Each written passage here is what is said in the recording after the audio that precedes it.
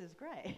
Now, see, before we start, Suzanne said to me, because I sometimes moderate panels too, she said, I'm in charge. Yeah, I did. I was saying to James, sometimes the most difficult people to interview are the interviewers themselves. It's like someone who normally leads in a dance, and so we got that sorted straight away. you can talk though, James. Just thinking how wonderful the hall looks. I think it's been a fairly recent refurbishment, and it's gorgeous. And I'm so pleased to see such a full hall. It seems to be the start of something special, and hopefully something that keeps on going. I've been a long time associate and admirer of the Words on the Waves Festival. It's the most terrific Central Coast festival, and I think we've seen today just how much people come in and work at it. It's got great food. We even had chocolate slice in the green room. And it's just a really beautiful community. So enough about Pearl Beach for the moment, although we will come back to it. Let's talk to James. Hello, James O'Loughlin. Hello. You can talk a lot, James, that's fine. James and I have more in common than you might think. We both started off as lawyers at the Legal Aid Commission of New South Wales. And I don't know about you, James, but that was probably my honeymoon job, the job that I always go back to and think that was a great place to be. Well, me too, especially because I started as a corporate lawyer and hated it and managed to get to legal aid. And yeah, it's wonderful and certainly has informed a lot of the things I've written, the people I've met there and the situations as a private schoolboy from Canberra that suddenly I saw this whole kind of strata of a world that I didn't know existed. So yeah, a very dramatic world. Yeah, what's I think very interesting about working in criminal law is it's very different to other law because you're dealing with people who are in a particular crisis and often they're in jail. And they might be people you would never have met otherwise, but you've got to get to know them quickly and you've got to get instructions, and it might be completely out of your comfort zone. Do you remember the first person you interviewed or one of the first times that you appeared in jail, went to jail? I used to go to jail a lot to get instructions, and I used to really enjoy leaving. Often we had to go to pseudo jail. I used to be the duty solicitor out at Blacktown Local Court, and I had to go down the cells to get instructions from anyone who'd been arrested overnight, and they were often people who'd been arrested while affected by alcohol and drugs, and they were withdrawing from that, and they were not happy. They were not. And one guy tried to. He was so angry and frustrated, and I was, telling him, "Look, I doubt if you're going to get bail." And he tried to punch me, but he forgot there was a perspex screen between us. So he just went, "Boing, ah!" And I sort of went, "Oh." So yeah, it was dramatic times at times. Before we move on from that, in terms of perspex screens, so for anyone who's had anything to do with jails, you can, as a lawyer, you can have visits which are contact visits without the perspect, or you can have perspex when you're a bit nervous about perhaps violence. The guards, when I was at Legal Aid, it was a while ago, thought we were ridiculous, doing what we were doing and being in the jails. It was before OH&S, we wouldn't be get any alarms, and you'd have the door closed behind you, and if there was a problem, you'd just have to hope you could yell. I think things have changed a little bit. Yeah. So, both lawyers, we both write books for children and for adults. You win, James. You've written many more. In fact, I think Lies is your 13th book. Yeah. And we both think of the Central Coast as our second home. So what's your relationship to the Central Coast, James? So we started coming to Wagstaff, which if you stand on Pearl Beach and you can kind of see the other side of Wagstaff, it's just beneath Kilcare. It's basically, well, along with this peninsula, the southernmost point and the hiddenmost point of the Central Coast, but unlike Pearl Beach, not many people know about Wagstaff, and that's why in this book which is essentially set in Wagstaff. I'm going to put it up here. So Yeah, good. Put it up there. Put it up there. Yeah. You can put yours up there. That's fine. That's fine. I'll decide. Thank you. I changed the name of Wagstaff to Bullford Point because I'd gone to many efforts over. I was on radio once, and there was someone talking about the best holiday destinations in Sydney, and I was filling in on breakfast, and there were hundreds of thousands, I guess, of listeners. Someone rang up and said, Pearl Beach is a wonderful spot, and the expert we had on said, it is Pearl Beach, but there's other place, of course, just across from Pearl Beach, just right at the bottom, kind of right at the other peninsula. I just can't remember. Anyway, we've got to go now, and I cut him off. And so that's why I changed the name of Wagstaff to Bullford Point. But the people, and I had to assure the lovely shopkeeper Karen at Wagstaff that she is not the shopkeeper Sue in this book for various reasons that you'll discover if you read it. But the geography is exactly Wagstaff.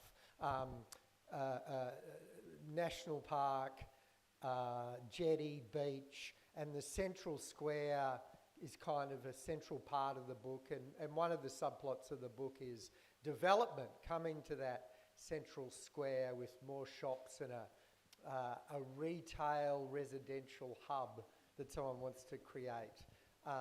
So it was lovely taking a place I knew so wonderfully and been coming to for 20 years, ever since my wife's parents bought a place up there, and setting a book there. And I suppose I wanted to set a book there because when I wanted to write a crime novel, you know, the tradition of the closed room mystery.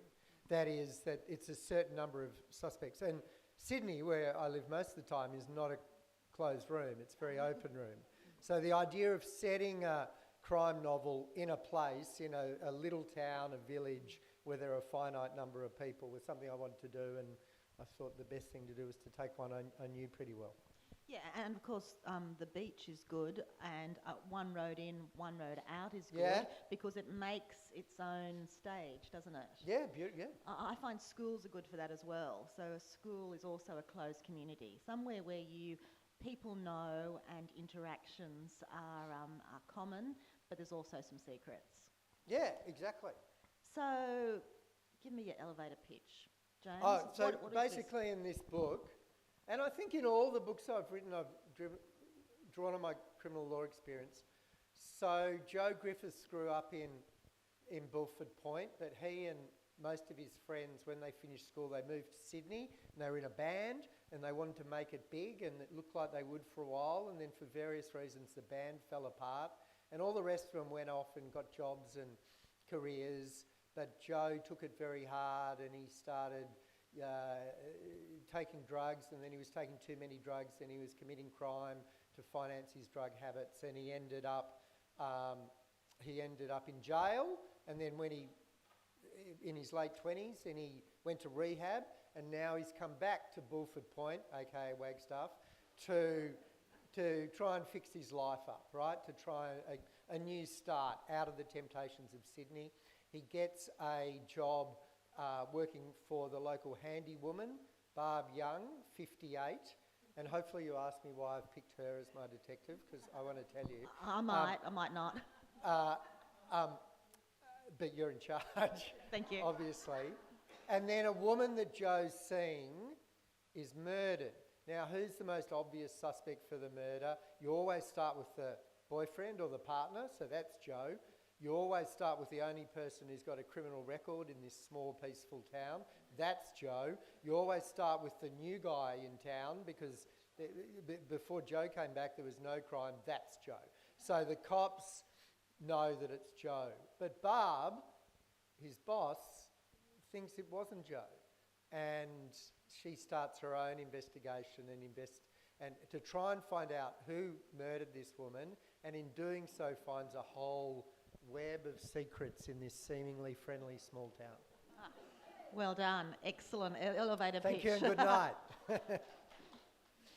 What's interesting, I think, as well, is that you create this town, or you write about this town or this village, where there are a whole lot of people who are going about their business and then the outsider comes back again. That's not unusual for crime books.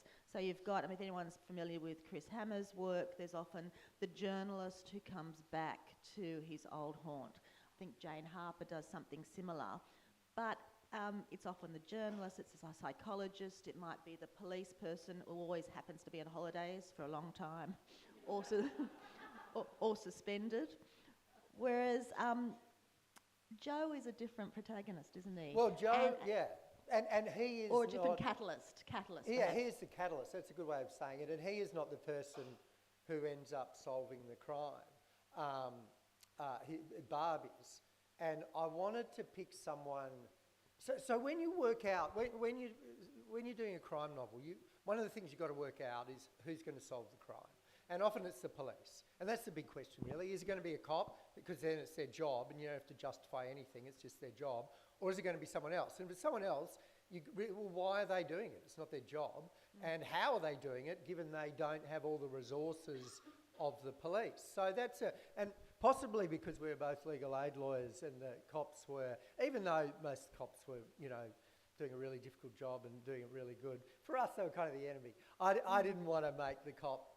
I didn't want to write a book about cops, although there are cops in it and one of them's a nice, excellent cop. But I wanted my detective to be someone from the community. And so the police's special power is resources. They're resourced, they've got forensics, they've got a squad, whatever. What has Barb got? So I wanted it to be someone who knew her community and cared about her community, and as a 58-year-old woman was often underestimated, sometimes ignored, and used that to her advantage because who cared if she knew something? If she's asking questions, people would let their guard down, and had very high emotional intelligence and was able to something wasn't right about that. And I don't know if you've ever been talking to someone and someone said something and you think, that just doesn't feel right. And Barb is like that. And when she thinks that something doesn't feel right, Joe, having committed this murder, doesn't feel right to her, and a lot of other things don't through the book too, she's very determined, and she pulls it until she can find things. So I love the idea of someone from a community taking the responsibility of solving the community's problem, in this case, a murderer there. And of course she's a good choice because she's a handy person, as she calls herself. And handy people get to see a lot of places. Yeah. It's like people, for example, who walk dogs. They get to come to people's houses when perhaps they're expected but a little bit by surprise. They get to know the rhythm. And Barb knows the inside and the outside of houses. She knows everybody because that's her business. So had it been the shopkeeper, for example, that would have been perhaps less successful when you've got someone who stays. So you need someone who, like a police officer, can be on the beach and look around. Yeah. I mean, it is interesting, I think, the interplay when you're writing a book between what just occurs to you and feels right and what you design because your story needs it. So Barb just kind of popped up in my head and it felt right, and she was a handy person. But then in many other parts of the book, you think, oh, that character, no, I have to make them more like this because that's what the story needs to be propelled forward. If this character does that, that kind of leads us into a cul-de-sac. So I always think it's interesting that interplay between what pops up in your head about a character or a plot point and what the story needs. And ideally, they're always the same thing, but as I'm sure you know, they're often different. Yeah. I think also people read crime fiction to be entertained. I think particularly during COVID as well, it was to immerse yourself in a world that's not yours, that's fictional, and that you know that you'll have an end that will give you the answers that you require. Sometimes crime books can be a bit chunky and can be a bit violent and a bit difficult, I suppose. Now, bear with me, I'm getting to this. I'm told that after you left legal aid, you became a comedian, or you became a comedian full-time. Is that the first legal aid solicitor or lawyer who has left to become a full-time comedian, do you think? Maybe, I don't know. I was doing both of them at the same time for a lot of years, and I just got tired. In 1999, I had this, or maybe 1998, I had this. So I used to work at Legal Aid and then go and do comedy shows 3 or 4 times a week, try and write new jokes. And then in 1998, I had this mystery virus that I couldn't get out of bed for 3 weeks, and I realised I was just exhausted. So that's when I decided to quit Legal Aid. And I think a lot of lawyers, I'm sure there's some lawyers in the audience, a lot of lawyers, to my mind, are frustrated creatives or non-risk-taking creatives. So a lot of writers, a lot of artists who actually took the way of words, which is law, but also have a creative pulse, which they may or may not use. Do you agree with that? Yeah, maybe. I don't know. Was it a good decision? It was a wonderful decision. What was so good about it? Tell me. Pardon? Why was it so wonderful? I guess I've always been scared that I'll get to the end of my life and think, what if I'd done that? And that terrifies me, actually. Whenever I've been in a difficult dilemma, I've always thought I would hate to get to the end of my life and think, I wonder if I could have written a book. You know, I wonder if I could have written a crime novel. And I've had a lot of false starts writing. In the 90s, I wrote 2/3 of a crime novel, and I just didn't have the confidence to finish it. I was too worried about it being good.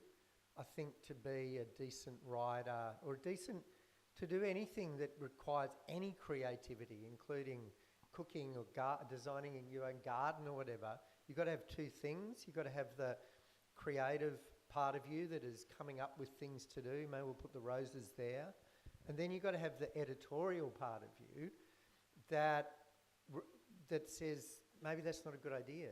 If the roses go there, then they're not going to get enough sun, right? So for me, and I think a lot of people early on in my writing career, I call it the creator and the editor. The editor was too powerful. And I would write a sentence and the editor would go, who are you? How do you think? You just read a book that you loved. How could you write a book that someone would want to publish? And that stopped me or hampered me for a long time. And changing kind of a simple thing, it seems now, in my mindset changed everything. From I want to be a successful writer to I want to finish a book. I want to start a book and I want to get to the end and I want it to be what I want. And when that changed, that took all the pressure off. The goal became completely within my control, right? Rather than requiring others to make my dreams come true, have to get a publisher, have to get a certain number of readers, and that's allowed me to keep writing, and I still do that, you know. But you need the editor. Like, you write stuff and you think it's great, and then it's not great, really. You know, you have to be brave enough to write, I think, a bad sentence before you can make it a good sentence. There are some writers, you might be one of them, who just write good sentences. And, you know, like your favourite literary author is probably like that. But most of us aren't like that. Most published authors aren't like that. You write something that's just awful, but it's better than nothing, and then you fix it. You like that? I'd go further. I'd say it's important to just write a bad book at the beginning, or write a mediocre book. That's what when I was in the same. No. But you've second guessed me, James. So I think to get a book finished, you can't afford to, as you've said, say that it's going to be the best thing. You know, get your clothes ready for the booker. All you want to do is to get to the end. And to get to the end, for me, the only way I could sit down and do it without second guessing myself was to say, and now I'm going to write a mediocre book. And once you get to the end of the mediocre book, then you've got the draft, which is just like a big fat piece of clay, and then you Then you make it better. Is that how you do it? Yeah, and it's not that hard to make it better. You know, second draft's always better than first draft, third draft's always... And also then you're not staring at a blank page, you're staring at something else, and it's easy to kind of see, well, that sentence has got 28 words, but I could say the same in 14 words and get rid of all that stuff I don't need and describe that person a little bit better, and like it's just easier. It might be easier. What isn't easy though is making a book funny, and I think that's underrated. I think people think that writing a book that is comedic or even wry is much easier than writing something very important and very deep and very serious. I disagree with that. What do you think? Yeah, I mean, I tried to put a lot of humour in Liars, and I think if you look for it, you can find it. You know, look for opportunities to just create a little bit of a, what's the word? I don't know, a little bit of kind of comedic tension between two people who are talking. Even if it's in an interview about whether one of them killed someone, you can still have a dynamic there. Like, there's one bit where Joe's being interviewed about, he was the last person to see this woman Karen who was murdered alive, and the cop says, what happened? She came around to my house. I won't be able to get it right. It's funnier than this, but it's something. And what did you do? We had tea, we had a chat, we had sex, we talked. And how did she feel? Sorry, not how did she feel. How was she? She was, and he says something like, she was an enthusiastic participant in all activities, including the tea. She finished her. So there's just, but I didn't write that in the first scene it was just question, answer. So if you look for it, it's good. And when I decided to write a crime novel, I studied two of my favourites, one by Jane Harper, Exiles, which is set in Tasmania, and that was trying to write a book about read a book about a small town. One by a little-known crime novelist you probably haven't heard about, Richard Osman. One of the Thursday Murder Club books, which I love, and I studied them like I was studying for the HSC, and I made notes and I looked at structure and clues, and particularly with Osman, how he used humour and how he managed to, get into some fairly dark and treacherous places, but in a light and accessible and funny way, and it just made lots of notes and tried to work out how to do it. And I think it's great to have, I'm not role models, but influences. So, there aren't that many crime novels, but then Osman is probably the biggest selling crime novelist in the world at the moment, and there's humour in every paragraph of his. So it's great to, almost get permission from someone like that. And I think that's why your book stands apart, or one of the reasons it stands apart, in that, you've got the legal know-how, so we believe the characters, we believe the legal system that you describe, but we never two-mide down in it. It's always funny, and particularly when, those books where you don't want to laugh, but you find yourself laughing anyway. I think that's the trick. Oh, thank you. So you've got the Andy, who's the thug drug runner, or at least the person that calls in debts. The debt collector. The debt collector. The drug dealers. Debt collector. He's one of my faves. And I won't explain the scene because James has already explained the scene. But the scene you're looking out for is the carrot cake scene with Barb. And so it's sort of taking a serious element and having this unlikely detective, Barb the handy person, turning it upside down. How did Barb come to you? Yeah, I don't know. She just appeared. I don't know. At some point in the book, another character, like halfway through, and I hadn't thought of it beforehand, and Barb kind of allies herself with a local constable, and they go and visit a retired detective, and he goes, you know, he looks her up and down and says, "Who are you? The town psychic or Miss Marple, is it?" Or something like that. And I thought, oh yeah, she's kind of like Miss Marple, but I didn't have, who has some of those same things I was talking about before, underestimated, in the corner, listening, high emotional intelligence. But I didn't really think of Miss Marple when Barb came into being. I don't know. I honestly don't know. She just, I mean, sometimes you're lucky, and I really love her as a character, and Me happily too. other people have, and I'm currently writing a sequel with her as the main protagonist, and sometimes you're just lucky and the right person pops up in your head at the right time. So, okay, let's just go for the sequel because we may be getting a scoop here. So there's, it's a sequel. It's still in Bullford Point. No, it's in the Southern Highlands. It's going to be called The Writer's Room. My publisher, Juliet Rogers, who's Hello, Juliet. there in the lovely glasses on the aisle. Yes. Wave, Juliet. She tells me the manuscript is due in early December, and I believe her. Excellent. I definitely believe her. And it's set in a writer's room. So in the world of television production, there's a writer's room, there's a TV show being developed. Barb is with a friend who is a consultant in the writer's room. They're all in a big manor house in the Southern Highlands. Guess what? Someone dies.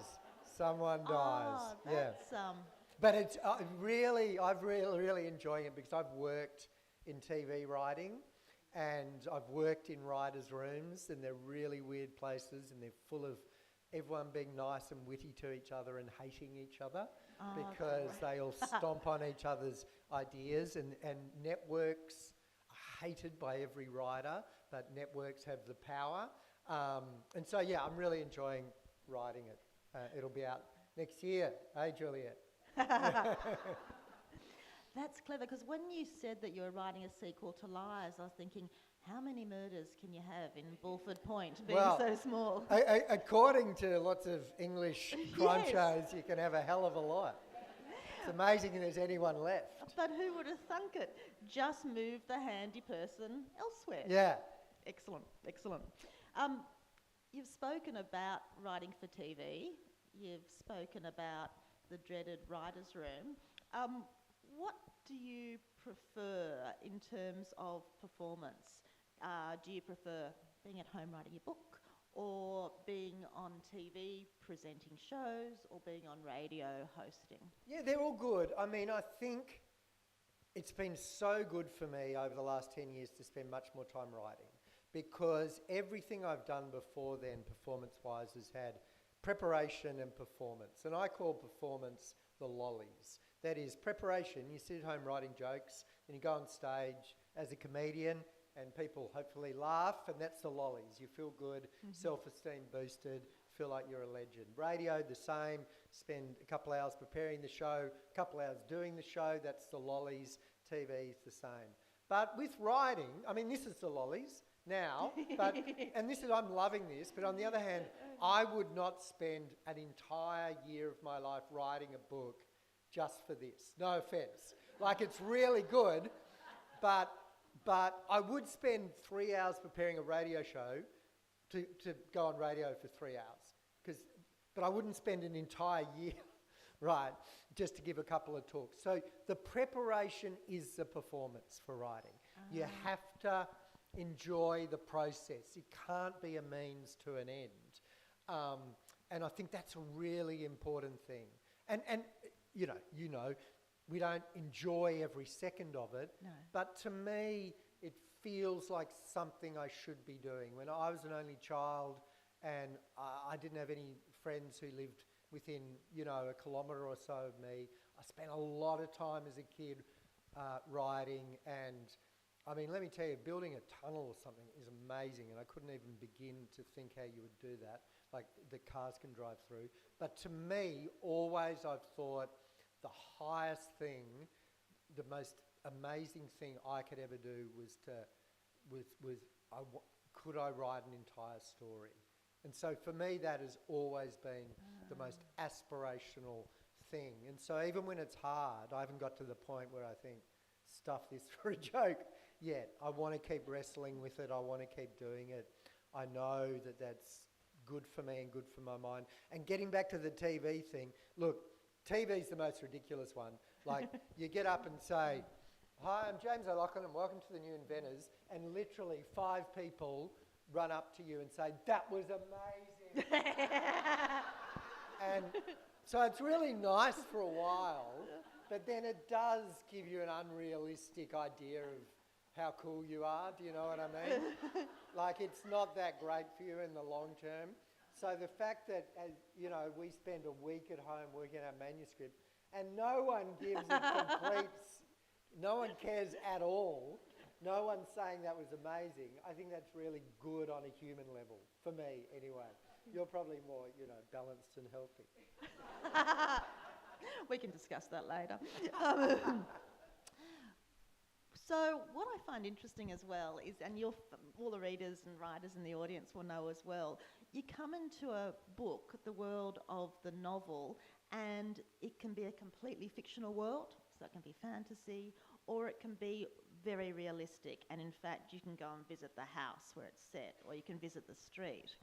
What you've done is to create a quasi-fictional village or town, but rather than create the rest of the larger world also in a fictional way, we're right there. We've got Woy Woy, there's Gosford, there's the Central Coast. It's sort of like the Central Coast is a photograph, and then Bullford Point is a bit more of a painting. Oh wow, beautiful metaphor. Oh, thank you, James. Yeah, I mean, I guess Jane Harper creates fictional towns. Yeah. But they're in Tasmania or Queensland or, inland New South Wales. And at some point, you've got to work out, I suppose, where the fictional universe ends. Is it at Hardy's Bay? Is it at Kincumber? Like Woy Woy's in the book. There's a scene, apparently in my book, there's a drug dealer who lives in Woy Woy. There probably is. I don't know. I'm not big on that sort of research. The Rip Bridge is in it. So, yeah, I guess there's that thing about where does reality come in. But certainly, I don't think I've ever drawn on real people consciously. Feels like most of the characters are a little bit more of my little parts of myself amplified. Like in the book, there's a comedian, there's a lawyer.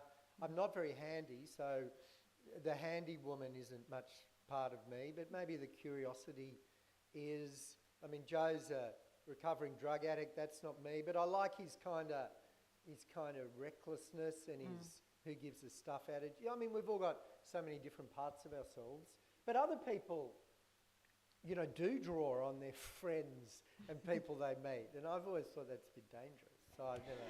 But it's interesting. I was listening to Helen Garner once, and I think someone asked her, do people recognise themselves in your story? Do you get scared of losing your friends? And she said, yeah, they recognise themselves, but not the right person. so they think they're someone else. So, and I've heard this from a number of writers where they base characters on people, but the changes, or the way people see themselves, mean that they still are difficult to identify. Well, I haven't done that. I'd be much too scared. I'd be too scared to write a non-fiction book, like an autobiography, I reckon, just in case I pissed anyone off. I must say, on a serious note, I think it's quite a difficult time at the moment to push a view that might not be particularly mainstream, or to rattle the cage in non-fiction, because I think it's so easy to be either cancelled or to have an onslaught against you. I think fiction's a safe space, or still a safe space, to explore issues that you might not be quite tempted to, not feel confident to do in non-fiction. Well, you can hide behind a character. You can have a character who has some very out there opinions, and it's not you, is it? So, yeah, definitely. So what did you set out to do when you wrote this book? I mean, you can say, okay, I wanted to write an entertaining crime book, Yeah. but that's not going to get you through the whole process. Is there anything you wanted to explore? Was there anything that interested you? I love crime books, and I love them because they're two things. They're a story, but they're also a puzzle. Yes. And I love it when the puzzle resolves in a way that makes you go, oh, of course, but I never saw it coming. Then that's really what I think every crime writer is trying to achieve. And I also love, well, there's one thing I hate in crime novels. When there's misdirections, there's red herrings, there's things pointing at other, and sometimes they just peter out. Yeah. They just go, oh, that guy who was out that night and he was also had a knife. Yeah, it turns out he was just going to get a steak and he chopped it up. And you go, well, you made me invest in that for, you kept coming back to that and adding to it. That's cheating, I think. And so when you say, was there anything else I wanted to explore? I just wanted to try and get that right. And it takes some doing, it's almost you've got to have the same level of red herrings, misdirections and clues pointing at the real person and other people. But then one of the promises I made to myself at the start was every red herring's going somewhere. So not everyone's a killer, but everyone's got a secret. And the size of the red herring has to be proportionate to where it's going. So if you're pointing at that character a fair bit, you've got to give them something that ideally makes the reader go, oh, yeah. So that was very important to me, and I've tried to do it, and I'll be doing it in the next book too. But it makes it very complicated, and you've got to layer things out, and you've got to think, okay, if I'm misdirecting the audience to this character, and it's going to resolve in this other mystery being resolved, that's page 18 where they first appear. That's page 250 where it's resolved. There needs to be a bit more there, needs to be a bit more there, needs to be a bit more there. And at each of those times we come back to the character, you want the reader to think, maybe it's them, maybe they killed him. So you've got to have misdirected clues that are consistent with the person being the murderer, but also consistent with actually them not being the murderer, but this other secret they're hiding. And it's so when you ask me if I'm trying to, say anything more, that's hard enough, Suzanne. I was just trying to imagine. I don't know if you're imagining as well. Like, how do you document all that?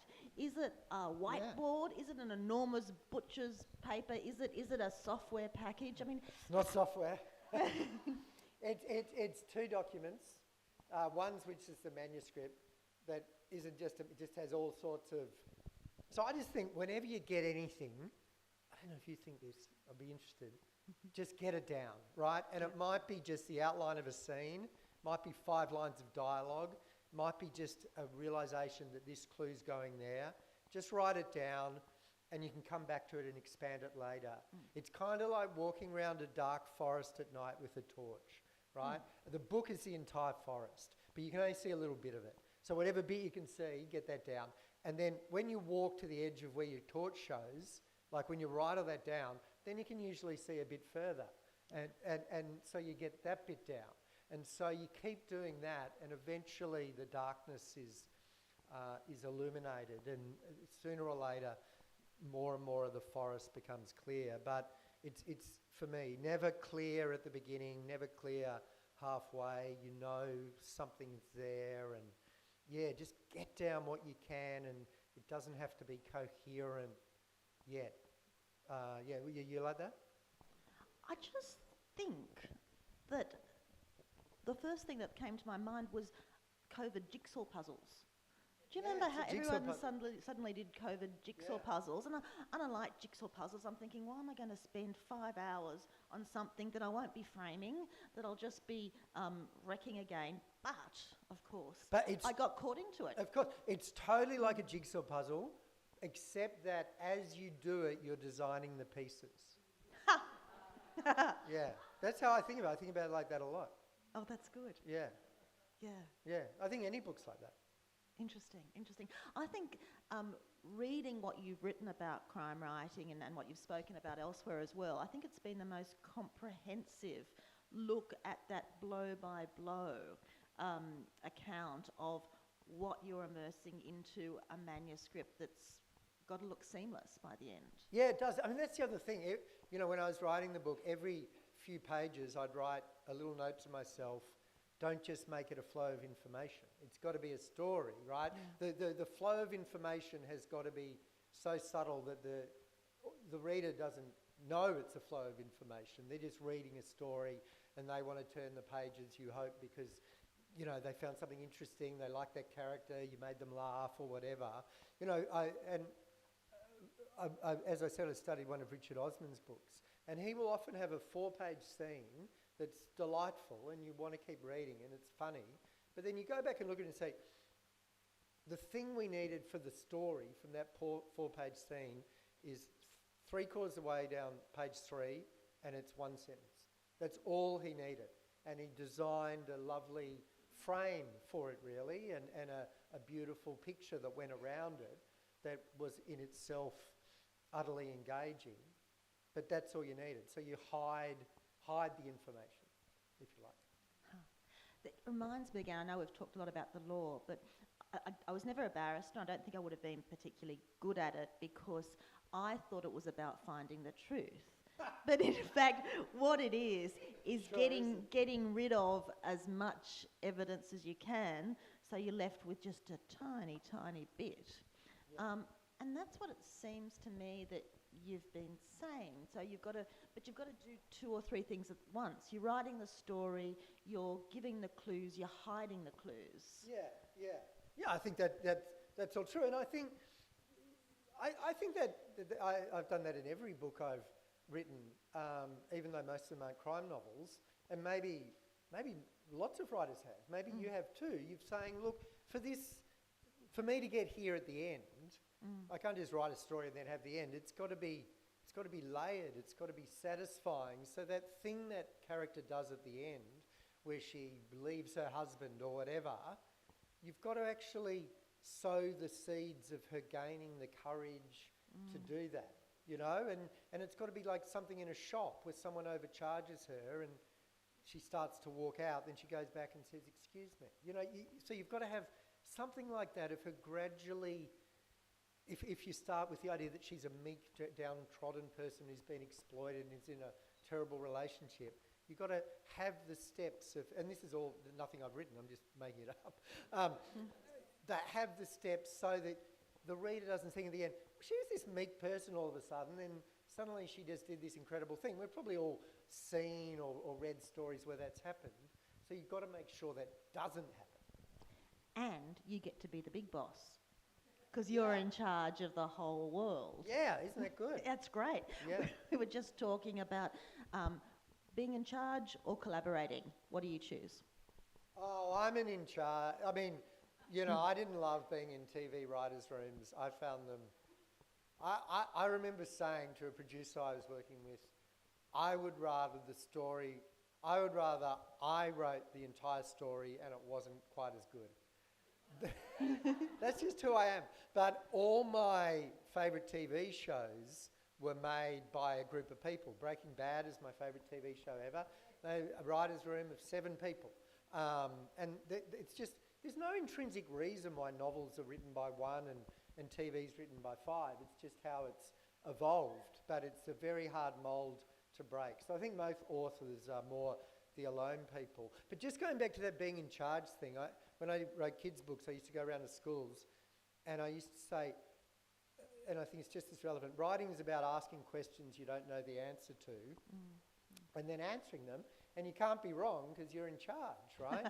So I used to give them this exercise, there's a knock at the door, what happens? So you just got to ask questions. Who's at the door? You're at home alone. Do I open it? If I open it, who's there? What do they want? Do they barge in? Do they give me a package? Are they holding a knife? Are they trying to kill me? And then whatever you answer to those questions, you're advancing your story and you're right, because it's yours. Yeah. Whereas in a writer's room, some dickhead will say, well, let's interrogate that notion. Actual quote. On that note, do we have time for some questions? Yes. So we have 10 minutes for questions. This is your time. And if you just pop your hand up, I'm not sure if they have it. We do have a mic. Look at this. Words on the Waves always have everything covered. Anyone? It's going to be a really awkward 10 minutes if no one else. They got 1, 2. I don't think I need a microphone. I was raised in Canberra too. I would have been your friend. Thank you. I'm just curious with the language then and the way crime's investigated these days. Have you moved with, like, I was watching something on Australian Story where they referred to a digital forensic investigator, where someone was tracked down through elimination through So do you see crime novels changing with the way social media, for example, can bring in another dimension of, well, Barbara, she might have gone on Instagram and went, Yeah. I don't remember Joe being ever, Yeah, definitely, and definitely the answer is yes. Lots of authors have said the worst thing that ever happened to writing was the mobile phone, because it makes anyone can be contacted, anyone can be tracked, and so so you've got to work out how to do that. You've got, as I said, I'm writing the sequel now, and someone's been killed and they've got his phone, and so there are in anyone's phone there are a lot of clues as to who you are and what you've been doing. And I guess you've got to work out how you use them to advance your story. And sometimes it's useful. I found this text message he sent. Or in the book I'm writing now, the person who's dead, you're not going to remember, it's a year away, has got a particular contact of a person in their phone. That's odd. Why would they have that? And so that leads them to somewhere. But you do have to work. I don't know if you've noticed this, in not just crime books, a lot of people's phones run out of batteries a lot, and that's quite a convenient plot device. So you do... I also think if you don't mention it, usually you're okay, unless it's obvious, like, well, he could just ring them, So if it's a phone thing, you can't just say, oh my God, I'm lost and I don't know where I am. Well, use your phone, you idiot. But things like, did they get the victim's phone? What was on it? Could they get in? You can always say, I can't get in. The police could get in, but Barb couldn't get into the phone unless she knows the code. So, yeah, you do have to, and you would. In Liars, actually, there is a crucial part of the investigation where everyone's social media accounts from a particular period in the past are checked, and they lead to some clues. So I always think, if that was me in that situation, what would I do? I'd check Facebook, right? So if you think that, you can rest assured the reader will think it, I think. Unless, of course, you set the book in the 1980s or 1990s, which I think you're finding a lot of books. Yeah. Second World War's good as well. Yeah. No mobile phones. Or the future. Or the future. When all the phones blew up. Yeah. Oh, yes. We had a question. Here. Yeah, I just, maybe both of you can help with this one. It's about living in a small community and, sometimes they get divided, and that impetus of, I think you mentioned a development being proposed, and the evil real estate agent no doubt appears and that kind of thing. If you could comment on that. She does, yeah. Well, there is an evil real estate agent. Is she evil? We're all just trying to get ahead and make a buck. But yeah, look, I thought when I was setting it in Wagstaff, what would be something that had split Wagstaff? Of course, it would be a development. It's an issue in every community at the moment. It's an interesting issue, but why are you doing it? You're doing it to create some noise around the real mystery. To create a red herring. The victim of the crime has to be involved somehow.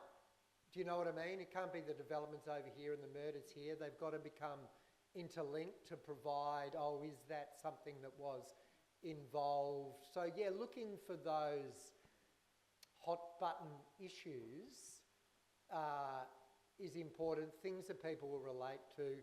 Pretty sure development's always been the case, particularly in, you know, beautiful coastal towns, and finding other issues like that you can kind of base conflict around is important. What do you think? I think some writing teachers emphasise what's at stake. Yeah. So when you're writing, what's at stake? And of course, you know, if your home's at stake, that's a lot. If your health's at stake, if your life's at stake. So yeah, I think it just add that into the mix. I think we've got time for one more question. Do we have maybe two? There's one Yes. there. Yeah, hi. Yeah. Thank you, James. How much do you consciously work to avoid in the outcomes the cliches, particularly the social cliches? Like you mentioned, well, Joe's the druggie and all that, so Yeah. you've avoided that. So recently I read An Unwanted Guest by Shari Lapina, and I was disappointed in the ending, no spoilers given, because it ended up being a socially disadvantaged person, which wasn't immediately apparent, but I, as a reader, was disappointed by that. So how much is that in your head when writing? That's a very interesting question. I think the primary goal is to surprise the reader and make it satisfying. And so who would the reader think it was? Why would they think that? How do we subvert those expectations? I mean, you know, killers come from all walks of life. Most are men, some are poor, some are rich. So to be honest, I didn't think about that much. I just thought about how can I twist things? How can I make it surprising? How is the motivation going to work? You know, it's the motivation to kill someone has to be incredibly coherent and also surprising. You know, the most common motivations are anger, spontaneous. I mean, most murders are crimes of passion. They have no planning whatsoever. They're spontaneous actions. But most crime novels have carefully planned murders because they're more interesting, right, than crimes of passion. Crimes of passion are, you know, like I said at the beginning, I got drunk and I killed him. It's not that satisfying for the reader. So that's why the most common type of murder, you know, someone got murdered. Yeah, it was their husband. Yeah, you surprised now? No. So yeah, I didn't specifically think about the social thing, but I do understand. I take your point, yeah, and I'll change the ending of my next book. No. Excellent. Okay, I think we can slip in that one question where there was a hand up. This end, this one. I think it was you. Sorry. Anybody else? And I'm sure there's burning questions. James and I will be out signing books just with Book Nook. It's out the back. Fabulous Humana out the bookshop. door, down that way. Out the back there, Yeah. where there's tea and coffee, as I understand it. So, let's go. If you are writing, and you've two sides to the question, are there people in your life who influence some of the storylines? And if there's someone who in your life in the past or even immediately has gotten right up your nose, Settle the scores. are you able to exorcise that devil through the writing, or does it happen? Wow. Without your knowledge, or can you? I mean, is that dangerous? Well, I mean, I've been thinking of ingenious ways to kill people for a while now, so I'd probably do that rather than put them in a book. No, I don't do that. I got a friend called Gary, and there's a character called Gary in the book. And Gary, my friend, is nothing like the character in the book, but I had the physical description of Gary. Whenever I wrote about him, I saw my friend Gary. He's tall and thin, quite curly, sandy hair. I saw Gary, even though Gary was an accountant and the character in my book is a comedian and TV presenter. So physically, yes, but not in other ways. I don't do that. Do you do that? Yes. You do? All right. Okay. But that's the extent of my answer, because, as it happens, we've come to time. Thank you so much, James. Thank you very much to our audience. Thank you for being- very much. Thank you. Wonderful job.